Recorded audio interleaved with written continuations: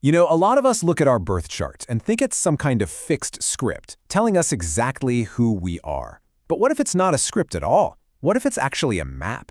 In this explainer, we're going to look at your chart as a dynamic blueprint for self-awareness. It doesn't just show who you are, it shows where all the different parts of you really come alive. So, let's get right to it. Is astrology just this, list of fixed traits? Oh, you're a Leo, so you must be dramatic. We've all heard that stuff. But that's such a tiny piece of the puzzle.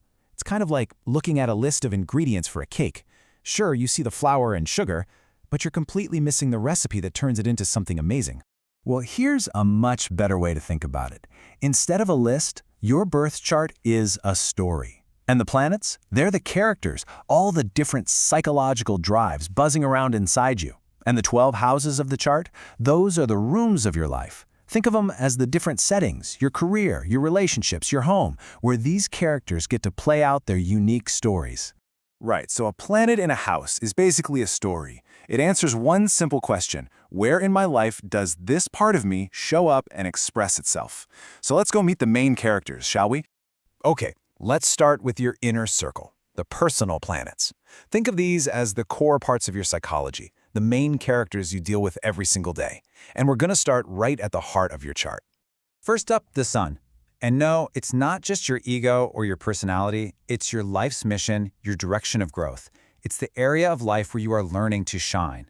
So, for example, if your sun is in the 10th house, you're finding your identity through career and public achievement. But if it's in the 4th house, you're developing through your connection to home and your inner world. Wherever your sun is, it's like life is saying to you, become someone here.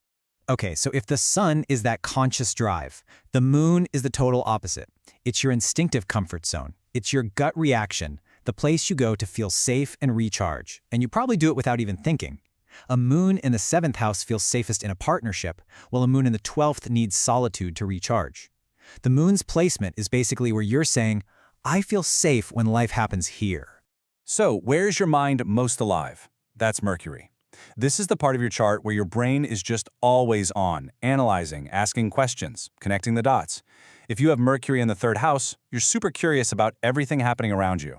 But with Mercury in the 8th, you're more like a psychological investigator, drawn to life's deeper mysteries. This part of your chart is always telling you, I need to understand this part of reality. And what about the things you love? The things you're just naturally drawn to? That's Venus.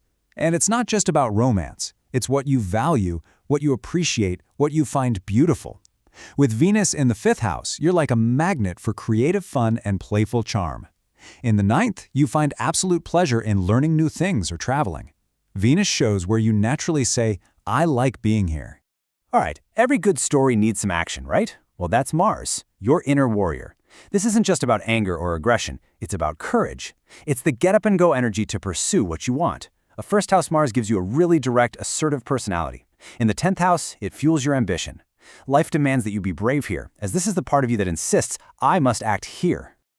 Okay, so we've met the personal crew, but there are bigger forces at play. These are the transpersonal planets. They're called that because they move so slowly they end up defining these huge challenges and growth opportunities for entire generations. They shape our lives in really profound and often less controllable ways. First up, we've got Jupiter, the great expander. Seriously, whatever house Jupiter is in, it's like putting a magnifying glass on it. This is where you find opportunities, optimism, and just a sense of possibility. Jupiter in the 2nd house could bring financial growth. But, and here's the catch, expansion can also mean excess. So you gotta watch out for overconfidence. In this part of life, the universe is basically promising, life grows here. And then we have Saturn, which is pretty much the polar opposite. This isn't about easy expansion, it's about structure, hard work, and facing reality. Where Saturn is, life can feel kind of slow, serious, and demanding. But this is where you build true, lasting mastery through patience and effort. Like Saturn in the 7th house can help you build really mature, long-lasting relationships. Its rule is simple: earn it here. So you see this amazing push and pull, right? You've got Jupiter, which is all about growth, optimism, and seeing the big picture. And then you have Saturn, which is about structure, maturity, and the patient work to make it real. You absolutely need both to build a meaningful life. Jupiter gives you the faith to dream, and Saturn gives you the ability to build it brick by brick. Now, where in your life do you just refuse to play by the rules? That's Uranus, the rebel. In whatever house Uranus is, you just can't do things the conventional way. You need freedom. You need to innovate. With Uranus in the 4th house, for example, your home life or your idea of family might be pretty unconventional. This is the area of your life where you must wake up and be different here. Okay, let's drift into the misty world of Neptune. This planet dissolves boundaries. This is where reality can feel a little blurry. It can be filled with beautiful imagination and spiritual connection, or it can bring confusion and idealism. With Neptune in the 7th house, you might put your partners on a pedestal and see them through a romantic fog. This area asks for awareness, not control. It's whispering, feel beyond logic here.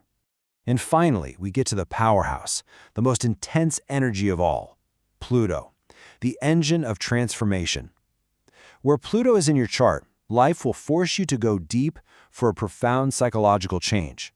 You just can't stay on the surface here. A 12th house Pluto, for example, can mean a lifelong journey of spiritual rebirth. Pluto's guarantee is absolute. You will not remain the same here.